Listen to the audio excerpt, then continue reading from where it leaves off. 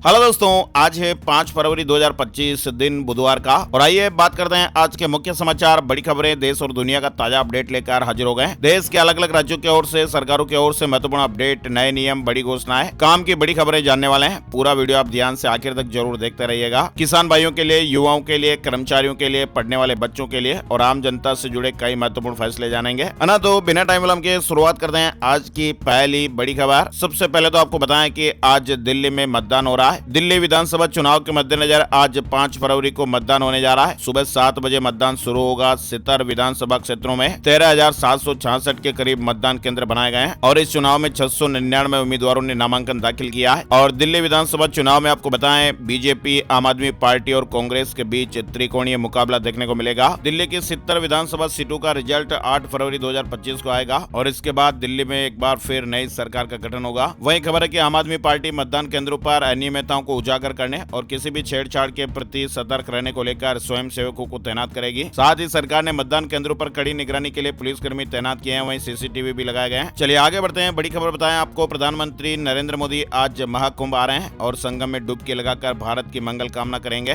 बताया जा रहा है कि पीएम मोदी लगभग 1 घंटे तक महाकुंभ नगरी में रहेंगे और कई महत्वपूर्ण कार्यक्रमों में शामिल होंगे। आज 5 फरवरी को प्रधानमंत्री नरेंद्र मोदी महाकुंभ आ रहे हैं। वे दिव्य, भव्य और नव्य महाकुंभ का हिस्सा बनेंगे। प्रधानमंत्री मोदी संगम में आज डुबकी लगाकर भारत की मंगल कामना करेंगे, ऐसे अपडेट्स हैं। वहीं देखिए, प्रधानमंत्री नरेंद्र मोदी ने मंगलवार को राष्ट्रपति के अभिभाषण पर धन्यवाद प्रस्ताव के समर्थन में भाषण दिया। 1 घंटा 35 मिनट की स्पीच में उन्होंने नाम लिए बिना गांधी परिवार, केजरीवाल और विपक्ष के नेताओं के आरोपों के जवाब दिए हैं। चलिए बड़ी खबर देखिए, महाकुंभ में शंकराचार्य अभिमुक्तेश्वरानंद के खिलाफ संतों ने मोर्चा खोल दिया है। सीएम योगी के पक्ष में मुहिम है। आपको मालूम होगा, आजकल के दिनों में शंकराचार्य अभिमुक्तेश्वरानंद खूब सुर्खियों में है और अपने बयानों को लेकर वो कई विवादों से घिरे हुए हैं। और ऐसे में अब श्री कृष्ण जन्मभूमि संघर्ष न्यास के अध्यक्ष दिनेश पलारी ने यूपी के सीएम योगी आदित्यनाथ को एक पत्र लिखा है और इस पत्र को उन्होंने खून से लिखा और शंकराचार्य अभिमुक्तेश्वरानंद को महाकुंभ से बाहर करने की मांग कर दी है। उनका आरोप है कि विपक्षी राजनीतिक पार्टियों से मिलकर शंकराचार्य दिव्य महाकुंभ में अफवाह फैला रहे हैं और महाकुंभ में शंकराचार्य विपक्षी पार्टियों की भाषा बोल रहे हैं। दिनेश पलारी का यह पत्र सोशल मीडिया पर भी खूब वायरल हो रहा है, जिस पर सोशल मीडिया यूजर्स भी अपनी अपनी प्रतिक्रियाएं दे रहे हैं। दरअसल मौनी अमावस्या पर महाकुंभ में भगदड़ को लेकर शंकराचार्य अभिमुक्तेश्वरानंद लगातार योगी सरकार को निशाना बना रहे हैं। वहीं देखिए, महाकुंभ में योगी और भूटान नरेश ने डिजिटल नाव चलाई और अब तक 38 करोड़ ने स्नान कर लिया है। चलिए आगे बढ़ते हैं। बड़ी खबर महाराष्ट्र से आ रही है। महाराष्ट्र में जीबी सिंड्रोम के 163 मामले हो चुके हैं। 21 मरीज वेंटिलेटर सपोर्ट पर हैं, 47 आईसीयू में और अकेले पुणे में 86 मामले हैं। खबर है कि महाराष्ट्र में जीबीएस सिंड्रोम के 5 नए मरीज सामने आए हैं। साथ ही बड़ी खबर आ रही है, गुजरात में भी यूसीसी लागू करने की तैयारी। मुख्यमंत्री जी ने मसौदा तैयार करने के लिए 5 सदस्यीय कमेटी बनाई है और 45 दिन में ये रिपोर्ट मांगी है। उत्तराखंड के बाद अब गुजरात में भी जल्द ही यूनिफॉर्म सिविल कोड यानी समान नागरिक संहिता यूसीसी लागू हो सकता है। मुख्यमंत्री भूपेंद्र पटेल ने मंगलवार को मसौदा तैयार करने के लिए 5 सदस्यीय कमेटी की घोषणा कर दी। सुप्रीम कोर्ट की रिटायर्ड जस्टिस रंजना देसाई को कमेटी का अध्यक्ष बनाया गया है। साथ ही कमेटी में 4 अन्य सदस्य भी होंगे। कमेटी 45 दिनों में राज्य सरकार को अपनी रिपोर्ट सौंपेगी, जिसके आधार पर यूसीसी लागू करने का फैसला लिया जाएगा। वहीं बड़ी खबर देखिए, सुप्रीम कोर्ट ने यूएपीए पर सुनवाई से इंकार कर दिया है और कहा है कि इसके लिए हम पहले उदाहरण नहीं हो सकते। दिल्ली हाई कोर्ट सुनवाई करें। सुप्रीम कोर्ट ने मंगलवार को यूएपीए प्रावधानों में संशोधन के खिलाफ याचिकाओं पर सुनवाई करने से इंकार कर दिया है और बेंच ने दिल्ली हाईकोर्ट से मामले की सुनवाई करने को कहा है। अनावरत चीन ने अमेरिका पर 15% टैरिफ लगाया। इसमें कोयला, एलएनजी शामिल है। दरअसल डोनाल्ड ट्रंप ने ड्रैगन पर 10% टैरिफ लगाने का ऐलान किया था और जवाब में चीन ने भी 10% टैरिफ लगाने का ऐलान कर दिया है। बड़ी खबर देखिए, पंजाब के 2 पूर्व पुलिस कर्मियों को उम्र कैद की सजा सुनाई गई है। 32 साल पुराने मामले में सीबीआई कोर्ट ने यह सजा सुनाई। आतंकी कहकर मारा था। अमृतसर में 32 साल पहले यानी साल 1992 में हुए बलदेव सिंह उर्फ देबा और कुलवंत सिंह के फर्जी एनकाउंटर मामले में मोहाली की विशेष सीबीआई अदालत ने 4 फरवरी को 2 पूर्व पुलिस कर्मियों को उम्र कैद की सजा सुनाई है। इस मामले की जांच सीबीआई ने 1995 में सुप्रीम कोर्ट के आदेश पर शुरू की थी। अमेरिका से डिपोर्ट किए गए 205 भारतीय आज अमृतसर पहुंचेंगे। इमिग्रेशन बैकग्राउंड चेक किया जाएगा और अगर क्रिमिनल निकले तो फिर एयरपोर्ट पर ही उनकी गिरफ्तारियां भी होगी। अमेरिका में नए राष्ट्रपति डोनाल्ड ट्रंप के सत्ता संभालने के साथ ही वहां पर अवैध तरीके से घुसे लोगों को उनके देशों में वापस भेजने का काम शुरू हो गया है और इसी के तहत आप देख सकते हैं कि 205 भारतीयों को लेकर भी अमेरिकी मिलिट्री का एक विमान मंगलवार को सैन एंटोनियो से अमृतसर के लिए रवाना हुआ और ये C-17 विमान बुधवार सुबह अमृतसर एयरपोर्ट पर लैंड होगा। चलिए बड़ी खबर देखिए, जेएनयू की एक रिपोर्ट सामने आ रही है। दिल्ली में मुस्लिमों की आबादी बढ़ी है। दिल्ली विधानसभा चुनाव में वोटिंग से पहले जवाहरलाल नेहरू विश्वविद्यालय की एक रिपोर्ट सामने आई और इसमें कहा गया कि बांग्लादेश और म्यांमार से घुसपैठिए आ रहे हैं। इससे दिल्ली में मुस्लिमों की आबादी बढ़ी है। बांग्लादेशी और म्यांमार के घुसपैठियों के कारण दिल्ली की डेमोग्राफी में बदलाव आया है। चलिए आगे बढ़ते हैं, बड़ी खबर देखिए, 30 क्या 90 दिन बाद भी कर सकते हैं अपील, सीजीआई खन्ना ने बड़ी व्यवस्था दी। सुप्रीम कोर्ट ने मंगलवार को बड़ा अपडेट दिया और कहा कि राष्ट्रीय अन्वेषण अभिकरण यानी एनआईए अधिनियम 2008 के तहत आरोपियों या पीड़ितों की अपीलों को केवल इस आधार पर खारिज नहीं किया जा सकता कि 90 दिन से अधिक की देरी के बाद अपील दायर की गई है, इसलिए अपीलकर्ता को माफ नहीं किया जा सकता। बड़ी खबर देखिए, भारत में केंद्रीय जांच एजेंसियों और पुलिस की मदद के लिए इंटरपोल की तर्ज पर तैयार किए गए भारत पोल पोर्टल को बहुत ही अच्छी प्रतिक्रिया मिल रही है। सरकार ने मंगलवार को इस ऐप से जुड़ी कुछ महत्वपूर्ण जानकारियां भी संसद में पेश की। वहीं देखिए, केरल दौरे पर गए आरएसएस प्रमुख ने दुनिया में भारतीय परंपरा की आवश्यकता पर जोर दिया है। उन्होंने कहा कि भारतीय परंपरा आज की दुनिया के लिए आवश्यक है। केरल दौरे पर संघ प्रमुख मोहन भागवत का संदेश सामने आया है। चलिए बड़ी खबर देखिए, अयोध्या से आ रही है, रामलला के दर्शन का समय बदल गया है। अयोध्या राम मंदिर में रामलला दर्शन के समय में फिर बदलाव हुआ है। राम मंदिर ट्रस्ट ने 6 फरवरी से ही मंदिर के बदले हुए समय की घोषणा की है। अब मंदिर 6 फरवरी से सुबह 6 बजे से रात 9 बजे तक खुलेगा, यानी रोजाना 15 घंटे तक मंदिर खुला रहेगा। रात 10 बजे शयन आरती होगी। चलिए आगे बढ़ते हैं, बड़ी खबर निवेशकों से जुड़ी हुई आ रही है। एक रिपोर्ट सामने आई है जिसमें बताया गया कि हमारे देश में हर 5वां घर शेयर बाजार से जुड़ा हुआ है। 5 साल में इक्विटी से घरेलू संपत्ति 40 लाख करोड़ रुपए बढ़ी है। एनएससी की एक रिपोर्ट के अनुसार शेयर मार्केट में निवेश से जुड़े खातों की संख्या 21 करोड़ को पार कर गई है, जिसमें 18 करोड़ से अधिक डीमेट अकाउंट है। यानी पिछले एक दशक में भारतीय कंपनियों के कुल बाजार पूंजीकरण में 6 गुना बढ़ोतरी हुई है। आजकल तो शेयर मार्केट में निवेश करने के लिए कई सारे ऐप वगैरह भी आ गए हैं, तो बहुत इजी हो गया, इसलिए लोग अब काफी ज्यादा शेयर मार्केट से जुड़ रहे हैं, अकाउंट भी खुलवा रहे हैं। चलिए बड़ी खबर हरियाणा से देख लेते हैं। हरियाणा में निकाय चुनाव की घोषणा हो गई है, ट्रांसफर टेंडर पर भी रोक लग गई है। हरियाणा में निकाय चुनाव का ऐलान हो गया है। 7 नगर निगमों समेत 40 निकायों में 2 मार्च को वोटिंग होगी, जबकि पानीपत नगर निगम में वोटिंग 9 मार्च को होगी। सभी जगह के रिजल्ट एक साथ 12 मार्च को आएंगे। चुनाव की घोषणा के साथ ही प्रदेश में आचार संहिता लागू हो गई है और इस दौरान सरकार को अपने स्तर पर ट्रांसफर करने और विकास कार्यों के टेंडर निकालने पर भी रोक लगा दी गई है। वहीं देखिए, हरियाणा के 50 गाँव के किसान जल लेकर खनौरी पहुंचे और इसी जल को डल्लेवाल ग्रहण करेंगे। 11 तारीख से किसान महापंचायतें भी शुरू हो रही हैं। पंजाब और हरियाणा के खनौरी बॉर्डर पर 4 फरवरी को हरियाणा के 50 गाँव के किसान अपने खेतों का जल लेकर खनौरी बॉर्डर पर पहुंचे। 71 दिन से आमरण अनशन पर चल रहे किसान नेता जगजीत सिंह डल्लेवाल यही जल ग्रहण करेंगे, क्योंकि वे पानी के अलावा कुछ नहीं खा पी रहे हैं। वहीं आने वाले दिनों में अन्य इलाकों से पानी लेकर किसान खनौरी बॉर्डर पर पहुंचने वाले हैं। इसके अलावा आपको बताएं, किसान 11 से 13 फरवरी तक होने वाली किसान महापंचायत में भी शामिल होने का न्योता दे रहे हैं। सभी बड़े किसान नेता गांव-गांव जाकर बैठकें कर रहे हैं ताकि 14 तारीख को केंद्र सरकार के साथ होने वाली बैठक से पहले अपनी ताकत दिखा सकें। और हरियाणा सरकार ने नए जिले, तहसील और उप तहसील बनाने के लिए 27 प्रस्तावों को मंजूरी दे दी है। कैबिनेट उप समिति ने सिरसा के कुछ गाँवों को कालावाली तहसील से निकालकर सिरसा तहसील में शामिल करने की सिफारिश की है। इसके अलावा सोनीपत के गाँव को भी गोहाना से निकालकर जिला पानीपत में जोड़ने का प्रस्ताव भी पास किया है। यानी हरियाणा सरकार की कैबिनेट सब कमेटी के पास नए जिलों, तहसील और उप तहसील बनाने के संबंध में अब तक 27 प्रस्ताव प्राप्त हो चुके हैं। और हरियाणा सरकार के बड़े फैसले आप देखिए, आड़तियों और पंचायत भूमि पर बसे लोगों को बड़ी राहत दी गई है। हरियाणा सरकार ने अपनी मंत्रिमंडल बैठक में किसानों, आड़तियों और पंचायत भूमि पर बसे लोगों के लिए कई महत्वपूर्ण फैसले लिए हैं। मुख्यमंत्री नायब सिंह सैनी की अध्यक्षता में हुई इस बैठक में खास तौर पर अरबी की खरीद सीजन 2024-25 में हुए नुकसान की भरपाई, पंचायत भूमि पर बने मकानों के मालिकाना हक और भूमि बिक्री से जुड़े नियमों में संशोधन को मंजूरी दी गई है। वहीं देखिए, पंजाब में एक दिन की सरकारी छुट्टी का ऐलान हुआ है। स्कूल, ऑफिस वगैरह भी बंद रहेंगे, शोभा यात्रा निकाली जाएगी। रविदास जयंती को लेकर सरकार ने यह फैसला लिया है। पंजाब में श्री गुरु रविदास जी महाराज के प्रकाशोत्सव यानी 12 फरवरी को छुट्टी रहेगी और उस दिन सरकारी स्कूल, सरकारी ऑफिस और अन्य हर प्रकार के बोर्ड ऑफिस भी बंद रहेंगे। चलिए आगे बढ़ते हैं, बड़ी खबर पंजाब से आ रही है। 10,000 पुलिस कर्मियों की भर्ती होगी।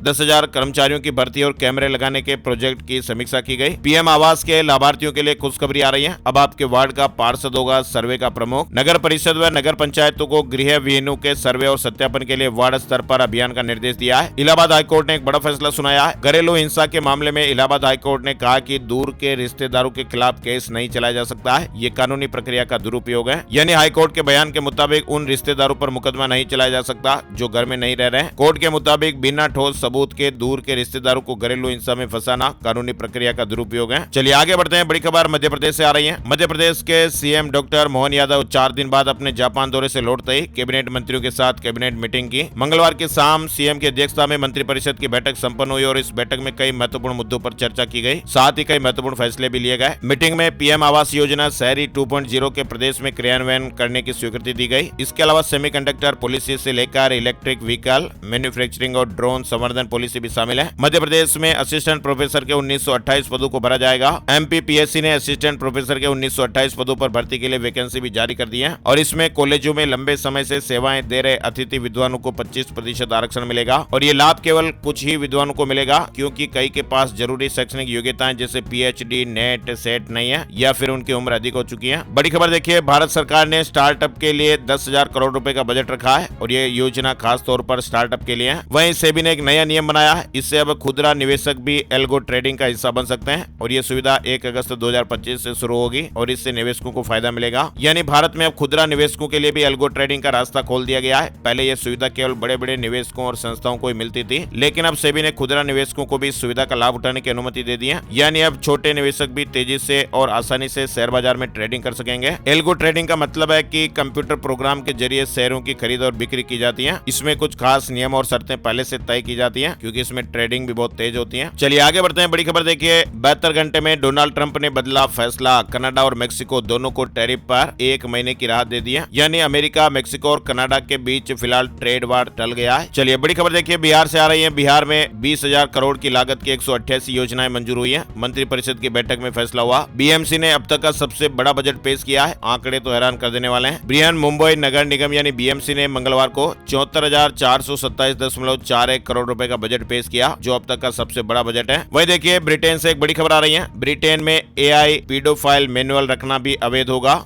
एआई से बनाई गई बच्चों की जो खराब तस्वीरें, गलत तस्वीरें, ऐसे बनाने वालों की अब खैर नहीं। ब्रिटेन ने कानून बना दिया है। यानी आर्टिफिशियल इंटेलिजेंस एआई की वजह से बहुत सी चीजें आसान हो गई हैं। घंटों का काम अब मिनटों में पूरा हो जाता है, लेकिन इसके कुछ नुकसान भी हैं और इसी से निपटने के लिए ब्रिटेन की सरकार ने नया कानून बनाया है और ब्रिटेन ऐसा पहला देश बन गया है जिसने एआई के जरिए बच्चों की गलत तस्वीरें बनाने को अपराध माना है और सरकार ने भी हाल ही में इस कानून को प्रभावी रूप से लागू करने का आदेश भी जारी कर दिया है। वही देखिए, देश के करोड़ों निवेशकों पर बड़ा खतरा मंडरा रहा है। सेबी ने चेतावनी भी जारी की है। देश दुनिया में धीरे धीरे ही सही, लेकिन एआई का इस्तेमाल बढ़ रहा है। वहीं दूसरी ओर साइबर अपराधी भी साइबर फ्रॉड को अंजाम देने में जमकर एआई का इस्तेमाल कर रहे हैं। यानी आजकल तो चोर भी डिजिटल हो गए हैं। चोरी करने के उनके अंदाज भी धीरे धीरे बदल रहे हैं और इसीलिए सरकार भी अब कोशिश कर रही है कि किसी भी तरह के साइबर फ्रॉड को रोका जाए और इसके लिए तमाम कोशिशें भी की जा रही हैं। उत्तराखंड में चल रहे 38वें राष्ट्रीय खेलों का समापन केंद्रीय गृह मंत्री अमित शाह करेंगे। वही देखिए, बिहार कैबिनेट मीटिंग में नीतीश कैबिनेट ने 82 योजनाओं को मंजूरी दी है। 13,000 करोड़ से अधिक खर्च होंगे। यानी मुख्यमंत्री नीतीश कुमार जी की प्रगति यात्रा के दौरान अब तक 188 घोषणाएं हो चुकी है। वहीं सीएम नीतीश ने बड़ी सौगात दी है। अररिया और खगड़िया में नए मेडिकल कॉलेज बनेंगे। दरभंगा को बस स्टैंड का तोहफा मिला है। पूर्णिया में बस टर्मिनल के निर्माण को भी मंजूरी मिल गई है। बिहार से एक और बड़ी खबर देखिए, 5 करोड़ की ठगी हुई। स्वर्ण इंडिया प्राइवेट लिमिटेड का सीएमडी नोएडा से गिरफ्तार। 2018 से फरार चल रहे अनिल कुमार को 5 करोड़ रुपए की ठगी के आरोप में अरेस्ट किया गया है। बिहार से एक और बड़ी खबर देखिए, बिहार में शिक्षा विभाग से जुड़ा अपडेट है। शिक्षा विभाग ने अब राज्य के सरकारी स्कूलों में पढ़ाई कर रहे 10 लाख से ऊपर बच्चे बच्चियों की जन्म तिथि समेत कई महत्वपूर्ण जानकारियों के डेटा में गड़बड़ी पकड़ी है और शिक्षा विभाग में डेटा के इस तरह की त्रुटियों से हड़कंप मच गया है। और तो राज्य मुख्यालय ने सभी जिलों को इस डेटा की तमाम विसंगतियों को ठीक करने के लिए 3 दिन का अल्टीमेटम दिया है। ई शिक्षा कोष पोर्टल पर राज्य के 10,29,000 छात्र छात्राओं के दर्ज आंकड़ों में त्रुटियों को पकड़ा है। वहीं देखिए, बिहार विधानसभा का बजट सत्र 28 फरवरी से शुरू होगा, जो 28 मार्च तक चलेगा